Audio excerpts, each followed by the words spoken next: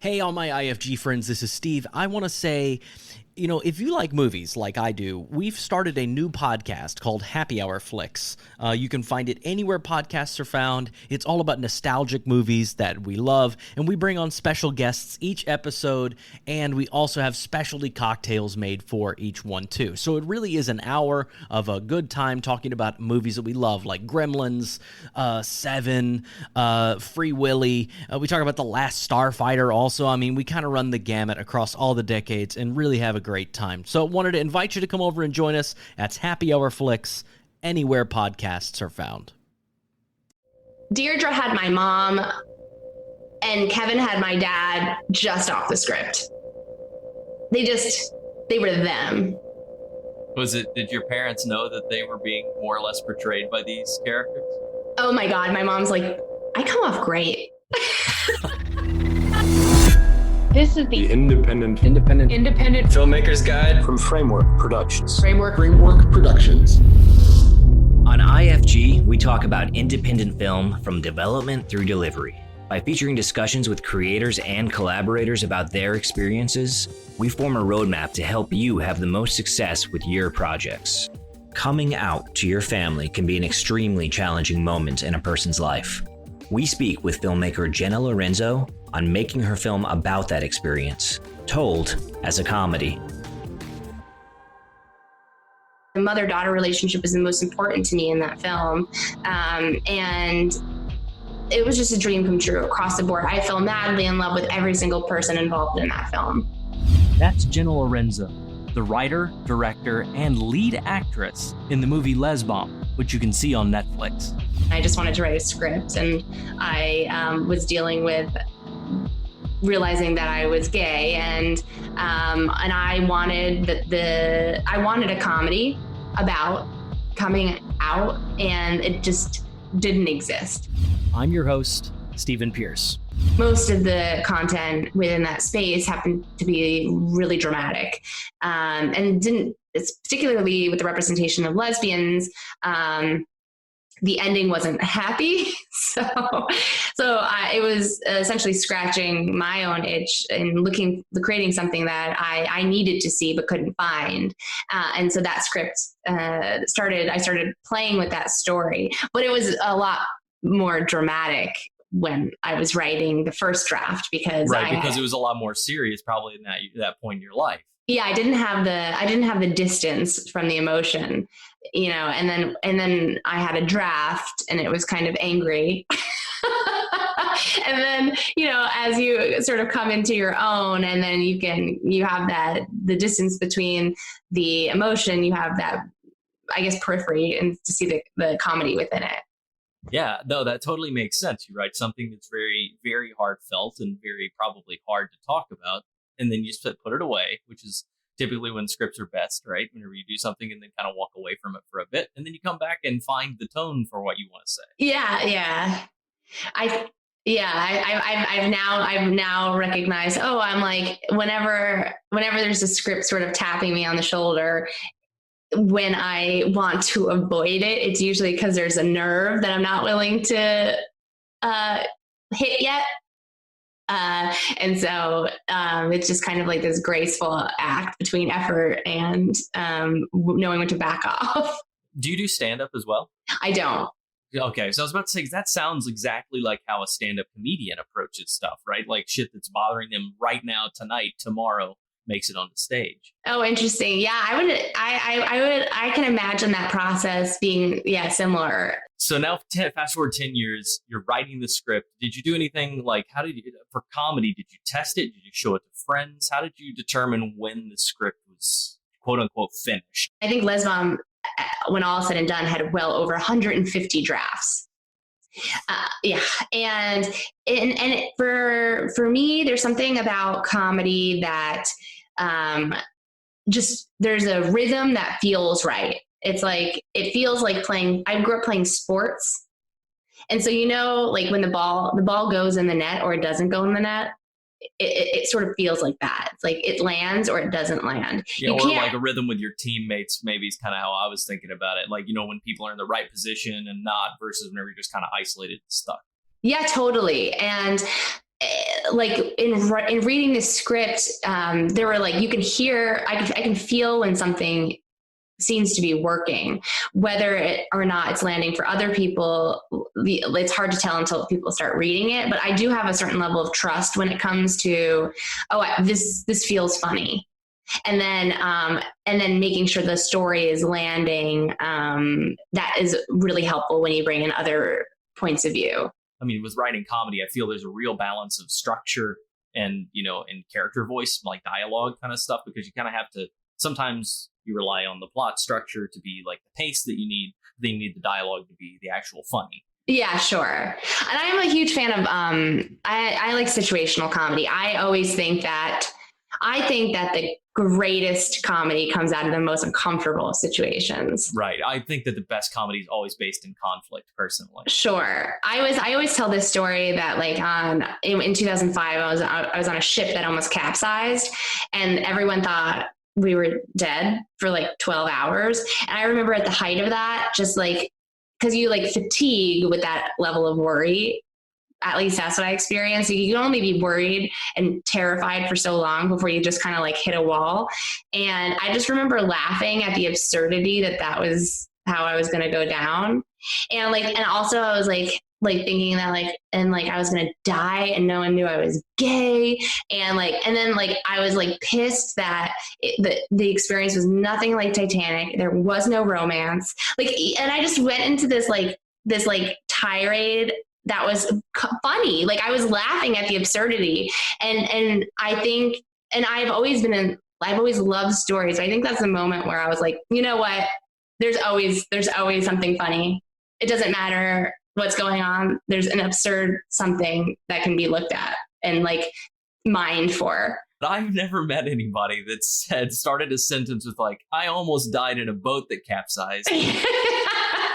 Yeah, it was a formative experience, but only when you have the distance and you can look back at the way you experience these things and then sort of deconstruct the process that was going on. I was literally just about to say, this is 2005. It feels like we're a few years late to see the comedy version of Titanic. I know. Everyone's like, are you going to write that? And I was like, I feel like that's just going to be a comedy about like me being wildly reckless for the 6 months following. I feel like there's a great story in there too, because it's like you also said, how it's you figure there's no romance, so instead of Leonardo DiCaprio and Kate Winslet running around being beautiful people, there's just like a fat white guy from Beloit eating a pudding cup.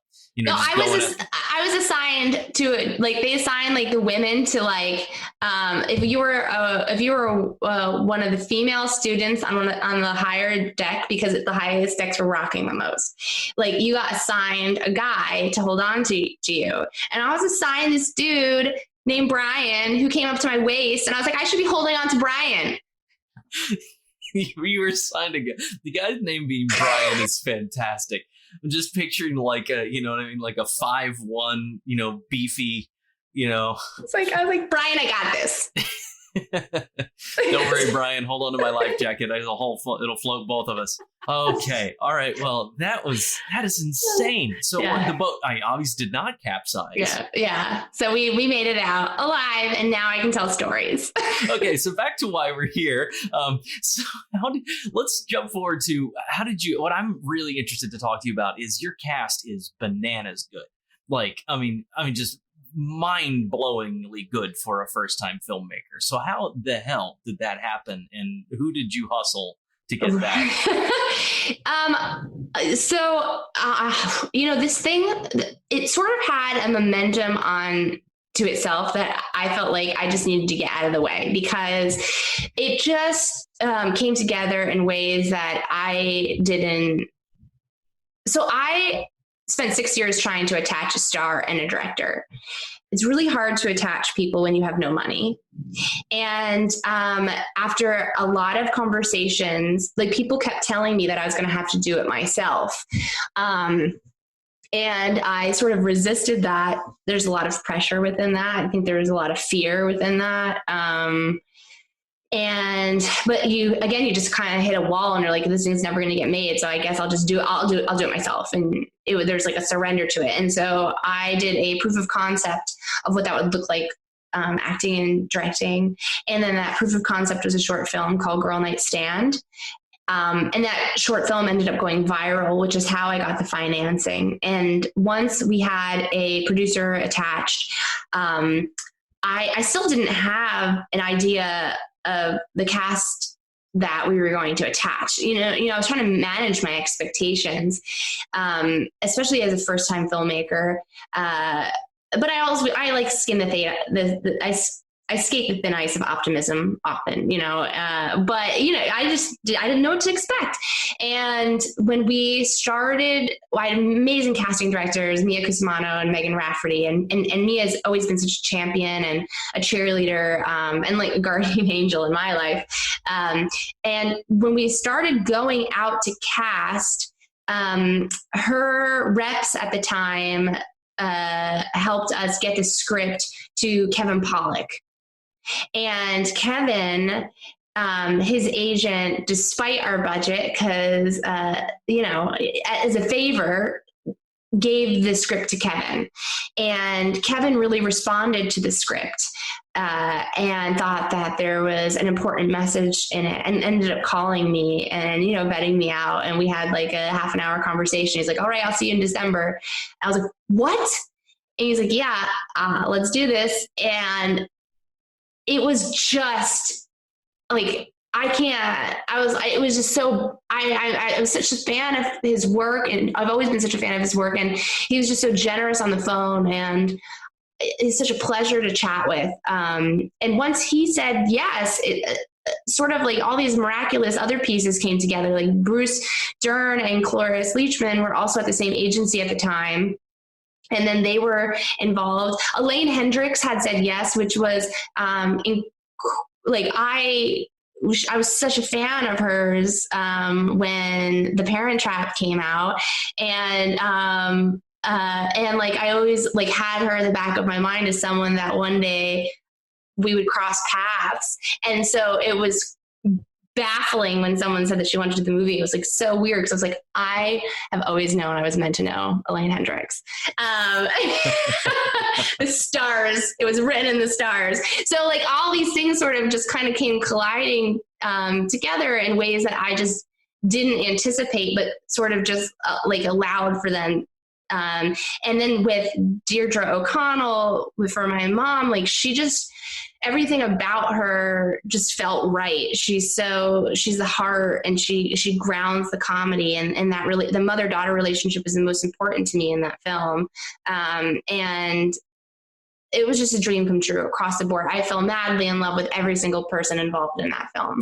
So it definitely started with that proof of concept that you got a producer attached who connected you to Kevin Pollak, who then seems like connected you to the agency that ultimately got you a couple of the big stars. And then the rest is just, you extreme fortune, but in a good way. You were a good person doing the right thing with the right message in the right room at the right time. Yeah, there was a lot of, it was just a lot of things that came together in a serendipitous way. Right. And that's, that seems like so many of the stories, we're hearing on here, they're very similar. Like something like a location totally was done non-existent until the day of the shoot. Kind of thing. Yeah. So it's amazing how that happens consistently. So the viral video allowed you to gain financing. Did you go get private equity, or did you do a crowdfunding? No. So I had one main investor. We had somebody also come in at the end when we needed some funds for finishing. Exactly.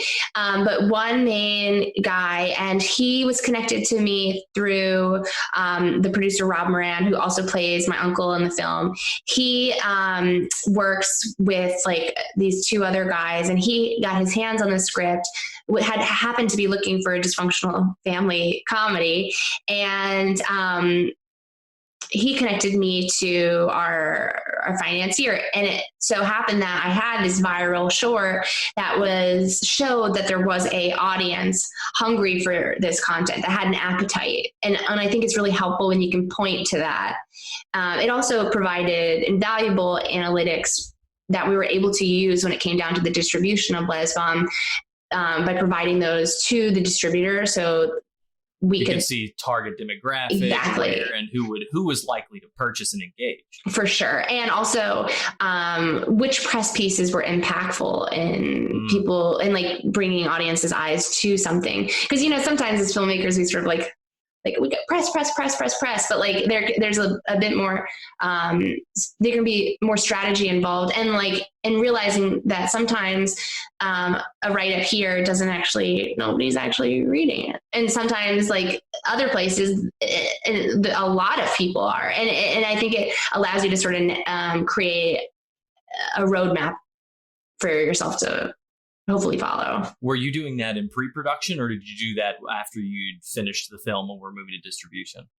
Like both, you know, even like because Girl Night Stand like still gets so many hits daily, and I'm always interested in those analytics because I think it's helpful to show, particularly when we're talking about LGBTQ representation, and saying, oh, there's a huge appetite, there's still a gap in the marketplace, we still have to fight for representation, and one of the valuable lessons in terms of Lez Bomb is like, once you sell the film, you can't really control the territories you can release it. So I get messages from people like in territories that's not available looking to watch the film, and I can't provide it. Like I don't have that ability anymore. And that was a lesson also within that journey. Wow. Yeah, that's a really interesting. I mean, just thinking about so you sold global rights to it whenever you sold it to Netflix, or was part of a different distribution? We sold the film to the distributor Gravitas. Had an amazing experience working with them. Really enjoyed that. And then they ultimately sold it to Netflix. But like, I don't actually know, like, because it's. I would need to know all the verbiage of that better to speak to how that works. So Gravitas represents it, you know, theatrically, domestically, and they packaged it to Netflix as well. Yeah. Because one thing that I'm really curious about on Netflix is because it gives you huge notoriety, right? Like just now, unlike 10 years ago, being able to say like having a film on Netflix feels like a thing. Like people understand what that is. If you're on, you know, or SVOD, like if you're on like Hulu or, you know, Amazon, not the free one, like actual Amazon Prime. But it does limit your ability to, you know, recoup financing, especially with something in your world that is very boutique, or not boutique. It's very niche. Like there is an audience that's hungry for it that would probably purchase it. I'm curious to think if that, you know, is that something you feel like was the right move for you in the film, is to go subscription, because you're probably, I don't know, how do you feel like that balanced out? So I think it depends on who you ask on my team. If you ask me, I think it's amazing to be on Netflix, because I think as a filmmaker, it opens a lot of doors. Mm-hmm. Now from like in terms of continue, like, but like then you can't continue to make money on the film once it's on Netflix. Yeah, so, you just get that one license payment per whatever term. Yeah, so there is a double-edged sword in many ways. I think personally, I can go on a rant about this, but I feel like there's going to be a shift in where distribution is going, particularly for films that have clear audiences. I do think self-distribution is going to be where artists are going to find a means of sustainability in terms of creating the content that they want to create. Yeah, I feel as if, I mean, I don't think anybody knows right now, especially with the crisis, but it feels more like to me right now it is getting a film on as a filmmaker like you, someplace like Netflix, someplace with notoriety, to give you a kind of a launching pad to establish your, you know, industry credibility, right? Mm-hmm. And then from there, it feels as if you might benefit more going a different direction in the future, because you would have a different pathway that could offer more income over a long period of time, rather than just a single license. Also, I'm a curious person in general, so it's like, okay, well, that was an interesting journey, and let's see something else. What was your production for Lez Bomb like? Like specifically, like let's look at schedule and time and how you made all this jigsaw puzzle start piecing itself together. Okay, well, that's what we shot in 15 days. That was crazy. And 2 blizzards.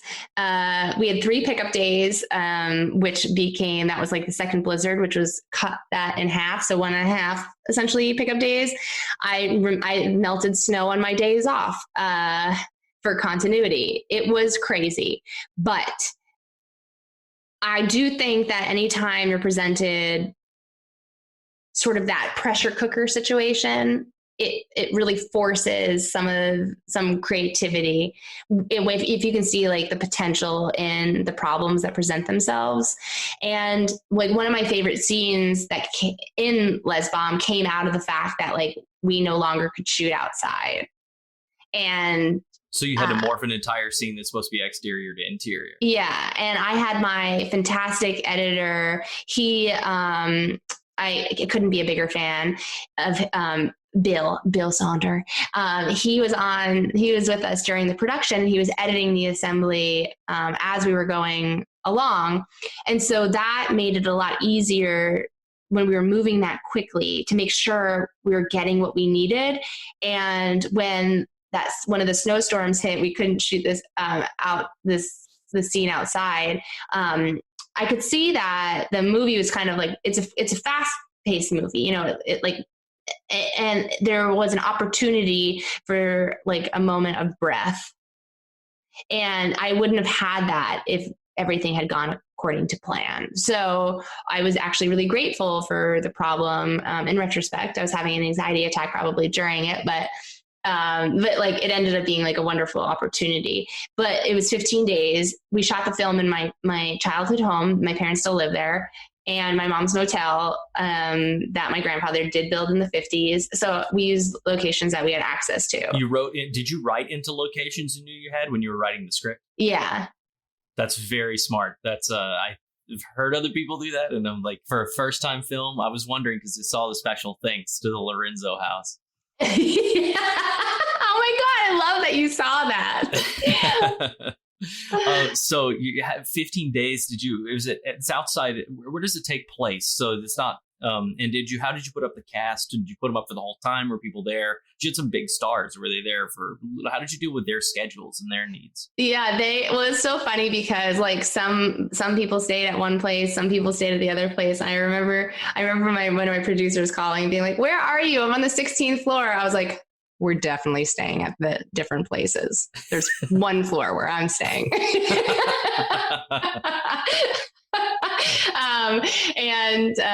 But like oh my God, everyone is so amazing. I miss them. I feel like my family. But we put them up, flew people in. A lot of the people were based here. Caitlin, who plays my girlfriend in the film, we've been friends for like such a long time. She was like in many ways a rock for me on set. I feel really grateful to have a friend and a collaborator in her. And then Devram, who plays my brother, who's also based here. His comedy partner came in and auditioned and told us about this movie that they had made. And so I watched it and I was like, his comedy partner wasn't right for the role. I liked him a lot. He just wasn't right. But then in watching the movie, I saw Devram and I was like, this guy is perfect.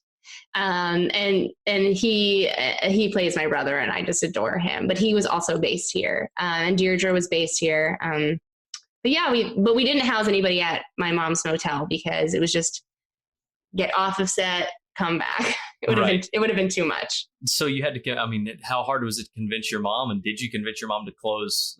She had to close parts of it. She closed the whole hotel.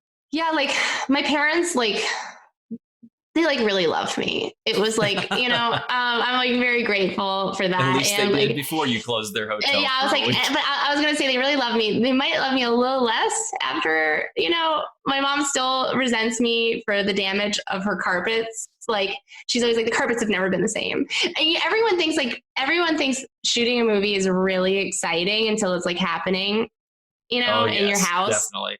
Like she wanted the crew to wear booties. And I was like, that's not happening. No one's putting booties on. Yeah. Oh, that's definitely like the perception of making a film and production, and then actual production whenever you're there is It's an organized train wreck, and I've seen many, many location owners' eyes just bulge out of their heads. Oh my God, I know. And I didn't want my parents on set for at least the first week because I wanted Kevin, who plays my father, and Deirdre, who plays my mother. I wanted them to make choices that wasn't impacted by, let's say, meeting my parents. So I was like, Mom and Dad, you can't come to set for like a week. And that lasted like maybe 45 minutes. They were like there upon arrival. Like, it's just like, you know. And, I'm sorry. I've got this plate of warm cookies and I just didn't know where to put them. Yeah, I was like, it didn't work, but it is what it is. And it was funny because like Deirdre had my mom and Kevin had my dad just off the script. They were them. Did your parents know that they were being more or less portrayed by these characters? Oh my God. My mom's like, I come off great. That's so much better than the alternative. So it's just interesting because there is a sensitivity when you write something that's based on people, and I felt like I did feel a pressure around that, and I was nervous about that. But ultimately, there was a story I wanted to tell, and so I just told it. I think that's at some point you sort of have to let that go. So let's talk about technically more kind of now you have a big cast, a lot of times in the same room, walking around moving stuff. You're wanting to give freedom to the actors to make choices and do stuff. How did you approach the shot list, the technical side of directing this thing, especially because you're also in the scene? Right. You just don't have the luxury of a lot of improvisation because you just have to, when you're moving that quickly, you just have to make sure you break down the scenes with shot lists, knowing what you have to get. And then hopefully there's room to play within that and allow for some of those improvised gems to sort of surface. We went through the script, we had a shot list. Ultimately, the way I was working was I knew how I wanted every scene. I knew how I wanted the audience to feel when they were watching a particular scene. And so I was just listening to almost, it's kind of like music, you know, when you play a note and you can feel if you're hitting that note. That's how I was sort of approaching the scenes. If there was an emotional reverberation, I was looking to sort of feel and read the resonance of it. And then once I felt like we had it, moving. Philosophy wise, as a director for comedy stuff, because it's different. It's same in that you're telling the story, you're following the characters, but there is a pace and a flow to comedy that doesn't necessarily exist in drama, especially in the final edit. So are you breaking down your shots like a normal line script, or are you saying this is going to be a 2-shot coverage, we're going to follow this side and these two characters in the same shot, the same part of the table, and then this is going to be our moment of, a single, or we're going to play this in a wide? Like, how are you dissecting the comedy visually? Right. I just think that there's certain things that visually are funnier. For instance, like when there's a part in the movie where Caitlin, the actress Caitlin Maynor, and she plays Haley, where we kiss by the bushes and Bruce Dern catches us kiss. And I just it's just funny to have us kiss and then you pull away and then have the camera catch Bruce Dern, play it very proscenium, straight up, you know what I mean? 2-dimensional. Yeah. And so I was looking for visual opportunities that would enhance the comedy without it feeling slapsticky. Sure. So, I mean, does that come into how you build into that moment? And then who made those decisions? Okay. The best way I can explain this is, for instance, for my performance, because I'm also in it. I, as the actor and director, wanted to make sure that if I was doing a scene, I gave it at least 3 different ways so that when we got to the edit, I had the option. So if something felt like it was like angry, making sure that there was one take that there was a softness to it, making sure that making maybe one take that there was more of a like an edge to it, giving that those options. And I was trying to get that from everyone, so that we have coverage, and then we have tonal options. Totally. And options in moments. So doing the shot list, I went through it and I had the like, okay, I want this over the shoulder. I want this wide. I want this wide. But I also had like almost like emotional beats, and like levels. Like I want this to be an 8, and I want this to be a 5. I want this to be a 7. Right. Almost more how you like as a text analysis for an actor, like kind of marrying the two together. Yeah. So how did you approach giving notes to the people you're sharing screen with, sharing scenes with? I feel like that could be a very sensitive thing, especially dealing with somebody like, how do you give Bruce Dern a note? You know what I mean? And Stu. Good question. No. I mean, like Bruce. Yeah. Come over here. Yeah. I mean, Bruce is like. He's a character. I mean, he is him in his fullest expression, and it's like kind of like a blessing to be around, because you're like, I want that kind of just like, I'm just gonna be me whenever the F I feel like it. Like I feel like there's something like really inspiring about that. But like I felt when Cloris walked onto set, it was like, well, who am I to give her direction? You know, Mm-hmm. like. And at the end of the day, I think you just have to have confidence in the fact that there's a vision. And like, when you know what that vision is, it's easier to communicate that to other people. And it feels less like, from my perspective, it feels less like giving notes and more about let's all get on the same page and telling this very specific vision and make it a collaborative effort. So much of that process felt like a master class on many different levels. Like the way, like looking at the, like Elaine, any moment she will elevate.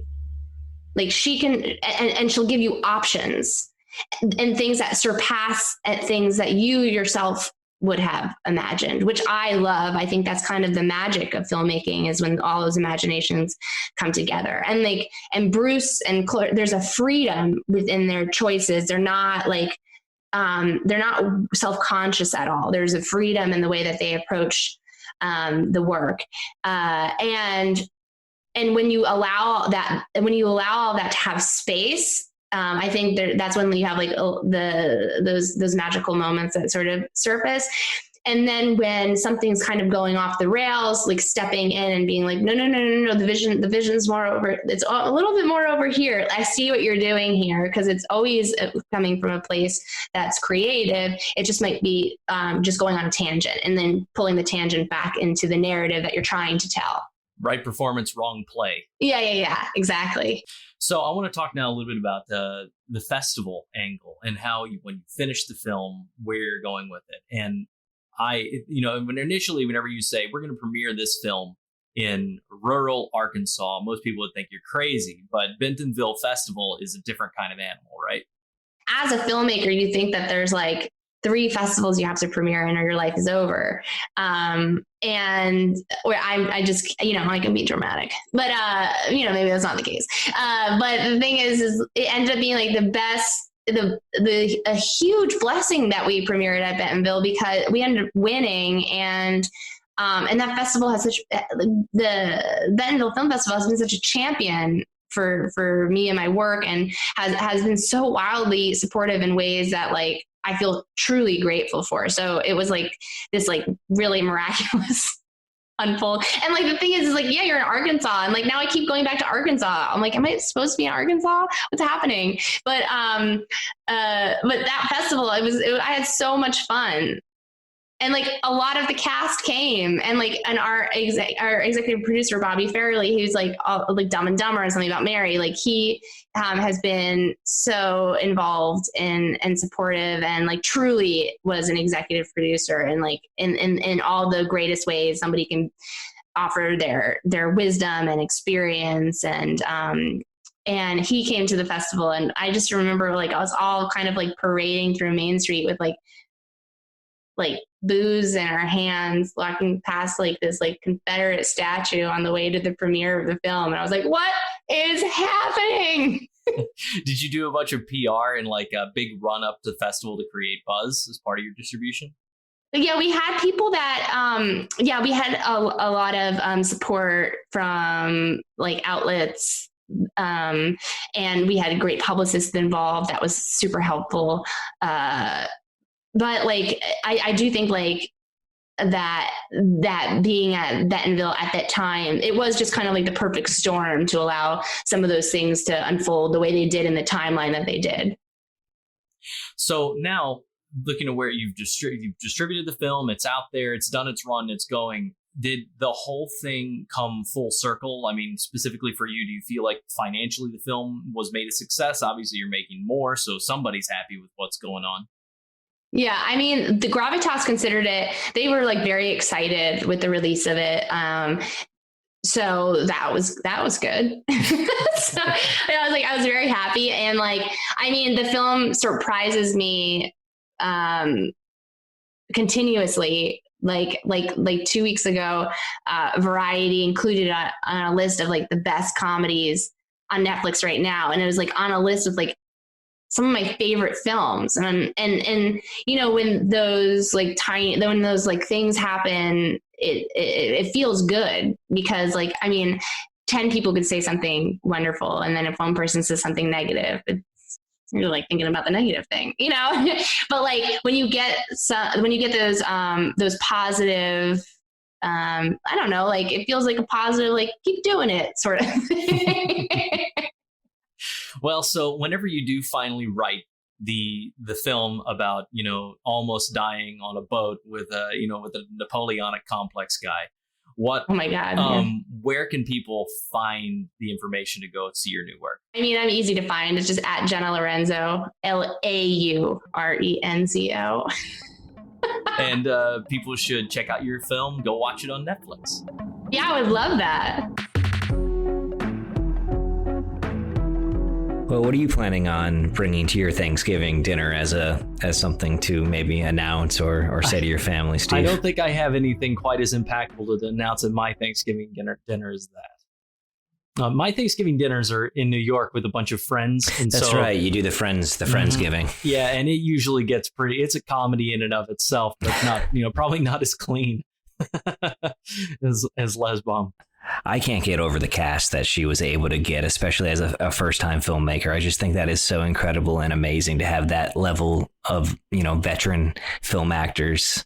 Yeah, absolutely. I mean, it feels like my sense was, and I'd love to know if this is the sense you got, was that it really was more like almost like a play, like a little community where they really got, that actor crew kind of did their thing and got on the same page together and just kind of did it.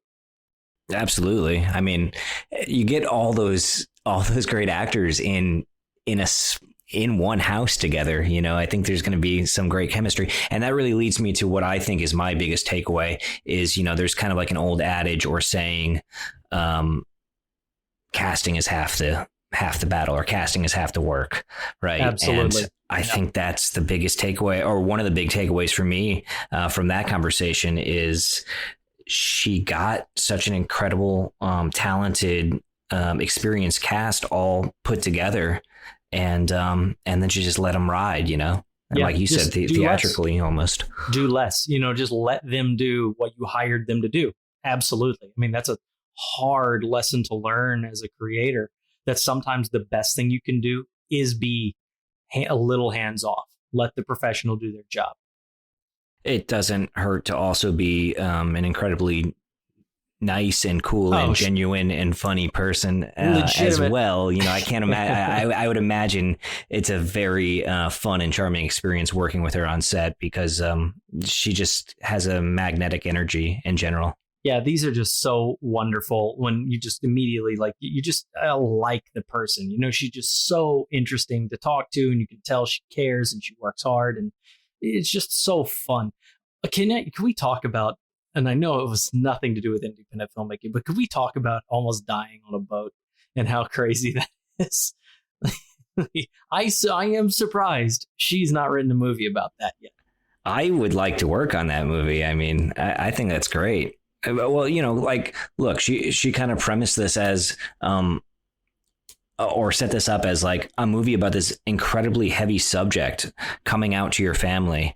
And then she said, she told it as a comedy, as a Thanksgiving comedy. That would be what that film would be, right? Yeah. A boat sinking is always this incredibly heavy drama, and then tell it as a comedy. I mean, that kind of would work great. Yeah, I mean, it's exactly like the book, the screenwriting book, Save the Cat. They talk about all the genres that you can do and all the different plot points. And they pitch like, what about Bob? And whenever you pitch it in that, it's a horror movie. Like, so it really does come down to every aspect of life. Well, most aspects of life in the world are subject to point of view. They are subject to the way in which you want to tell it. And I thought that was very telling about her, that she started the script much earlier whenever she was dealing with those issues. And that gives you the nuance probably for the story, the things, the realism, the things that affected her. And then as she grew up as a comedian and as a person, she revisited it and wrote it as a comedy because that's the area she wanted to work in. So that's great. That makes total sense to me. I do want to say from a production standpoint, I'll say takeaway wise, own your location. That can't be understated. If you have a family home or something that you can shoot in, and how much of that movie was shot in her family home and her hotel, the hotel, and the family. Hotel, yeah. Brilliant. Own your location. I mean, own your location. Right to what you have. You have this resource. Use it. Yeah, great. And then also, of course, we plan, but we always have to be ready to be adaptable too. And she talked about that outside scene that had to become an inside because now it's snowing. Yes. In one of her favorite scenes. I mean, again, it just shows the best laid plans. If you're open, and you know what you need out of the scene and you're not so stuck on the technicals, sometimes it's the best part. But another 15-day feature. I will just say that too. Incredible. It is. I mean, it's incredible. The things people can do in such a short amount of time blows my mind. Filmmaking is a collaborative experience, and so is this podcast. Follow us on Instagram at framework_productions for upcoming episode announcements, and leave your questions in the comments for our future guests. The first 10 to comment are immediately entered to win a monthly prize. Please take a second to subscribe so you know about future episodes, and leave a review. It really does help us. For more information about today's guest, visit independentfilmmakersguide.com to see visuals, diagrams, and to see links to the episode in video and article form. IFG is a community, and we want to help you in your filmmaking process. Hi, I'm Jacob Seidemann. I'm an LGBT indie filmmaker from Los Angeles, and I'm reading the credits. IFG is created by Framework Productions and directed by James Allerdyce. It's produced by Matt Mundy, edited by Audrey Rae McHale, and hosted by Stephen Pierce. The music is by Glassboy. Find his music on freemusicarchive.org. See and listen to all the episodes, plus bonus content at independentfilmmakersguide.com. Thanks for listening. Hey friends, we just wanted to take a quick moment to talk about two personal things. First, we wanted to thank you, our listening community, and our wonderful guests, learning so much together along the way and continuing to learn, sharing our stories, making a lot of new friends, and collaborating, which is exactly what this is all about.